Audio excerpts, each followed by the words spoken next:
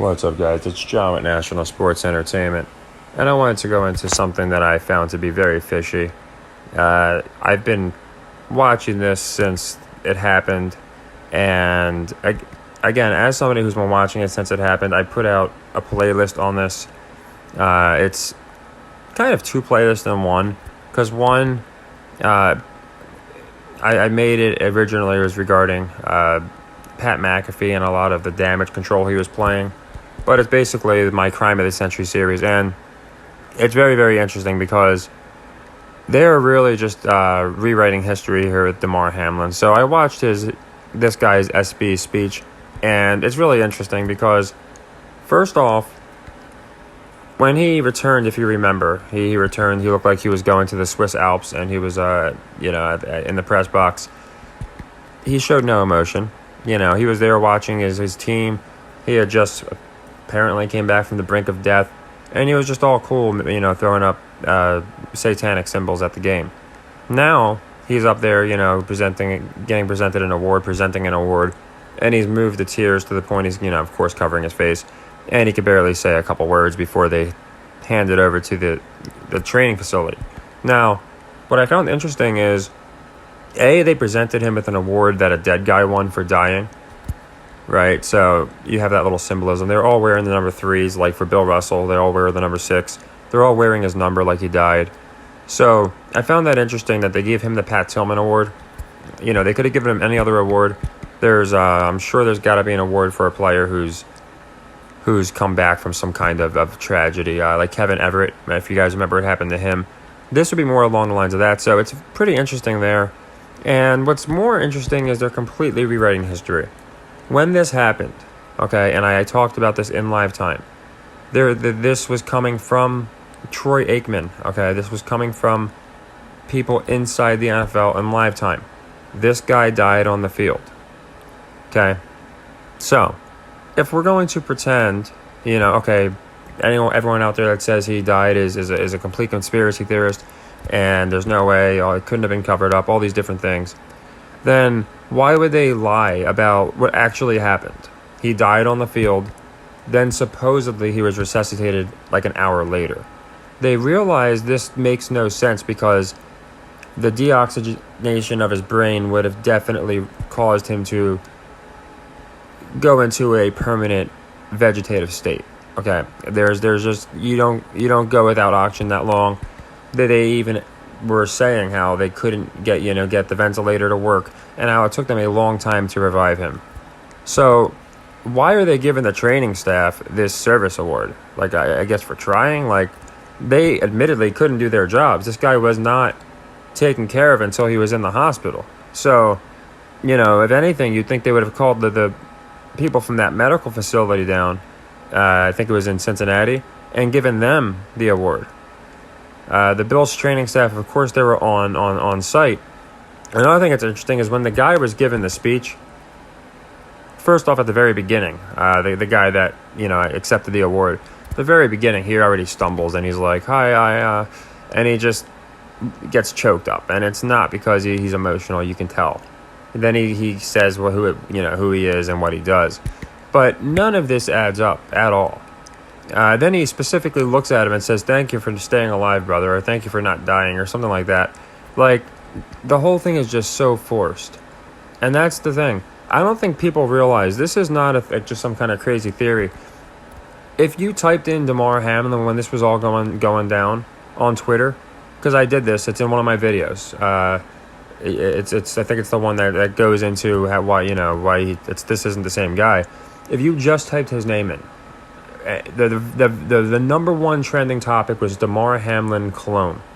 Now, I don't think they cloned the guy. I really don't. I do think people are lying if they say, oh, I know what Damar Hamlin looked like, and this is not him. So, I think they got somebody that looked like him. It's as simple as that. Paid some people off, etc. And I still specifically, I think, again, they cannot have people thinking that something that they forced this guy to take and many others wound up croaking because of it. Especially Cole Beasley is Damar's teammate. He was, and he refused to take it. The vaccine I'm referring to. He refused to take it, would not take it, and then his teammate, winds up dropping on the field. And I'm not saying that's the reason, but I do believe that's the reason, the way they've handled this whole thing. But the reason I bring up the Twitter, this isn't just like conspiracy theorist or something of that nature. This was the number one trending topic regarding his name because so many people found it to be suspect. So then, of course, they just don't talk about it for a while. Then they're like, oh, he's returning. And I guess that's why they're getting this award, because they got him in the shape to play. But again, none of it makes sense. And there's stuff I even forgot to go over. Somebody had brought up a really good point, a doctor on Twitter. Basically, when he was celebrating, like at the Bills game, when he was like, he had his hands up in the air and all that stuff, he had just supposedly been resuscitated, and they said he broke his ribs trying to, when they had to resuscitate him. He wouldn't have been able to move like that. Like with broken ribs, you're not putting your hands and clapping above your head and all these things without wincing. So at the time, I don't think I went into that, but I found that to be very interesting, and people brought it up in my comments as well. But yeah, I just thought, okay, we're going to really see something. They're going to try and at least convince us. And again, they didn't convince us. This reminded me of Kobe's funeral. Just so staged. They were all like on eggshells waiting for somebody to mess up, it seemed like. And they just barely really spoke about what happened. And again, what I say is, if this is the truth and this is genuinely what happened, then why are they retconning, or whatever you want to call it, just completely dismissing what actually happened? Why are they pretending he did not die, get resuscitated, then go to the hospital, and then they proceeded to make sure that he stayed alive? Because that's what they said happened. So why are they now acting like he was, hit on the field, that it stopped his heart, but the training team immediately got him back and sent him to the hospital? That's not what happened. That's never what happened. But you can just see as time goes on, things don't get questioned. And of course, anyone that does question it gets shut down. But things don't get questioned. And now people are just completely accepting the fact that this is the story. Nope, he never died on the field. Whatever you heard, whatever you saw, you're wrong. And again, you see they're talking about the first responders who saved his life, but that's not who they honored. The award went to the Bills training staff, which I just thought was very, very odd. So, again, and you can see for a life-saving response, they're not going into how he died on the field. And if you go into these articles now, so, collapse. They don't want to say death, because, again, whether he, was resuscitated or not, he died on the field. That's what happened. So, and again, he gets the Pat Tillman Award, which is very interesting. Again, a guy who died, and they, went into cardiac arrest. Don't really. George Carlin used to talk about euphemisms, about how, cardiac arrest sounds a lot better than a heart attack. And yeah, they are technically different, but it's just funny. Now, you see immediately, and they did the CPR. I owe Denny my life, Hamlin told Goodman. So, nobody in here is talking about how the CPR did not work, the defibrillator did not work, the ventilator did not work, and it took them close to an hour to get him back to life. They're acting like they immediately got on the field and immediately brought this man back.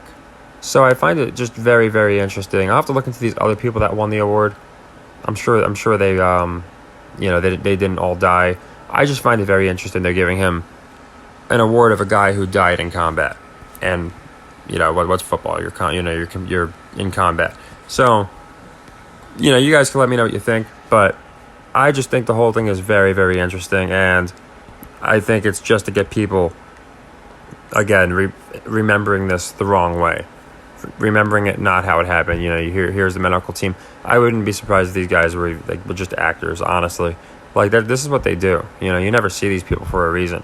But I just wasn't convinced. I wasn't convinced with this. I wasn't convinced with the interview on Good Morning America. I wasn't convinced when he supposedly returned and was in the press box. I'm just not convinced. Again, he doesn't look like he was actually crying. He didn't look. These men supposedly saved his life. If you've watched videos of people, they meet a cop that saved their life, or they meet the firefighter that saved their life, they just break down immediately, because it's like this supernatural feeling where you have goosebumps because these people saved your life. You have this spiritual connection. He didn't act that way at all. So he's either incredibly ungrateful, maybe he's just made of stone, or I think more likely than not, this is not the person that we saw collapse during that Bengals game. And again, you can go back and try and find articles. You might be able to find some that do tell the truth. But I want to know why they're not saying... They're saying resuscitated in a way, but they're not saying what happened. They're not saying he died and now the timeline's gone. Now they're completely deviating away from, hey, this was when he collapsed on the field. I think it was, remember all the numbers were like connected, so I think it was like 9:27 or something. Something along, it was close. I don't know, I could be off by a little bit. I know there was like an exact number left in the first quarter, and then it wasn't until 10 something that we even got an update that it seemed like they had got a pulse, and he was already in the ambulance at the field on that point. He was off the field in the ambulance when they said that they had revived him. So, yeah, I'm curious why they're completely changing the story now. Again, I think it's because they understand people were saying, hey, if he, and there were doctors were saying this, if this was the case, with that 45 minutes to an hour without oxygen, there's no way he came back as quick as he did.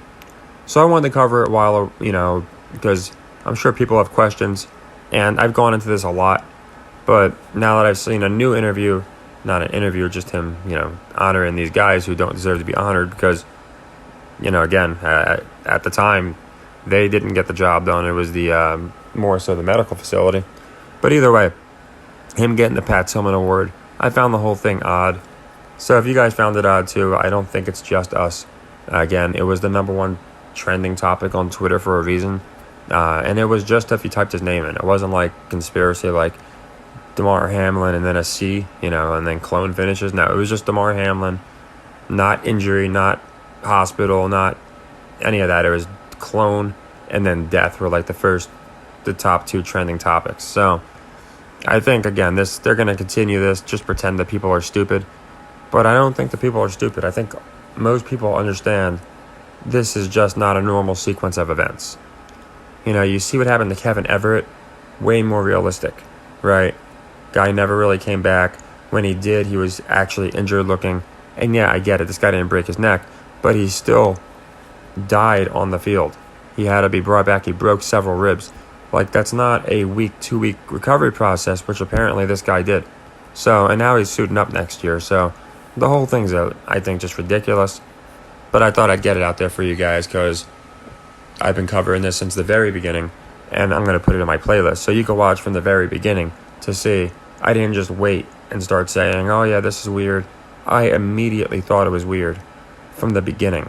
And if you watch videos before that, I'm always talking about fake injuries and how the reason they're fake, and you can tell they're fake.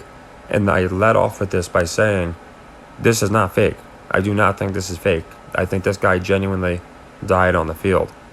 But the first video in the playlist is going to have more, obviously, where I think first couple for sure, you'll see I'm going into articles at the time, and those articles, they probably aren't even available now, but if they are, they've been amended and doctored a lot.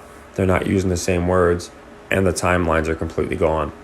So it's just important to remember to keep questioning these kind of things, because people don't, and then, they just think, oh, these people are nuts.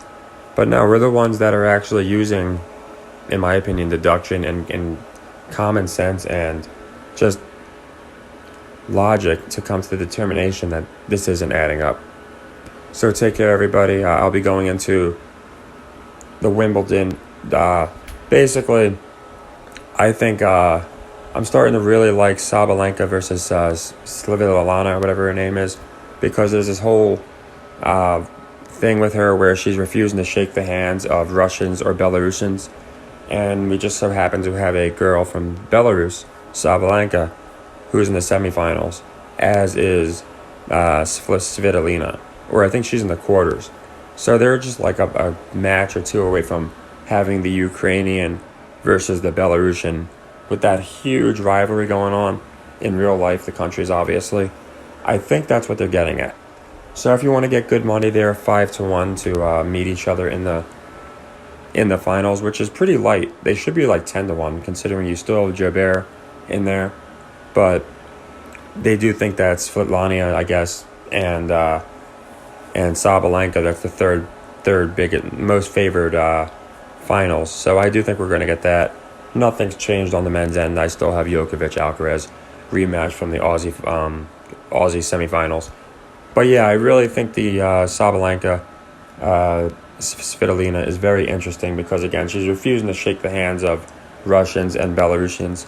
And what's interesting about that is her opponents are saying, we support her, she's a great person, so why is she not shaking their hand? Like, again, like, this is the problem with the world. Like, she's blaming these athletes for things they can't control. They were already banned from last year's Wimbledon, and now she's like, yeah, I'm not going to shake your hand because I don't like Putin, or whatever the reason is. So, the whole thing's stupid and virtue signaling, but I do think that's what they're going to set up. On the men's end, Djokovic is a robot. They're not having him. That being said, I don't know if they're going to tie the Golden Boys record with 8 wins. So I'm liking Alcaraz a little more.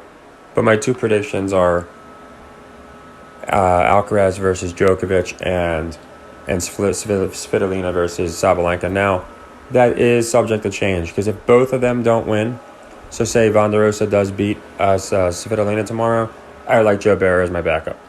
I think they're pushing Jobert as this underdog, which is funny because she's just built like a monster. But they keep treating her as this like underdog, this likable underdog. So if we don't get that exact matchup that I think we're going to get, Ukraine versus Belarus, then my backup's Jobert. So if you wanted to do a little bit of sprinkling on each, Jobert is getting plus 250 and Svitolina is getting, her versus Sabalenka is getting plus 500. So sprinkling a little on each of those results, I think one of them comes through. So I just wanted to cover, stuff that has been on my mind. I was going to do a whole video on that, but I figured not a lot of people love tennis. But we've been doing pretty darn good tennis. We lost an underdog today with Eubanks, but, we've hit every favorite we called, I think, and we've hit most of our underdogs. So some good money to be made in tennis, and I'm going to, definitely cover Wimbledon, the finals and stuff. But I thought I'd get out my picks, who I think is going to win now. That way you can still get good odds. But always, more importantly, I wanted to go into Damar because I think what happened is going to go down as the crime of the century as far as in sports once the truth is revealed. So take care, everybody, and happy earnings.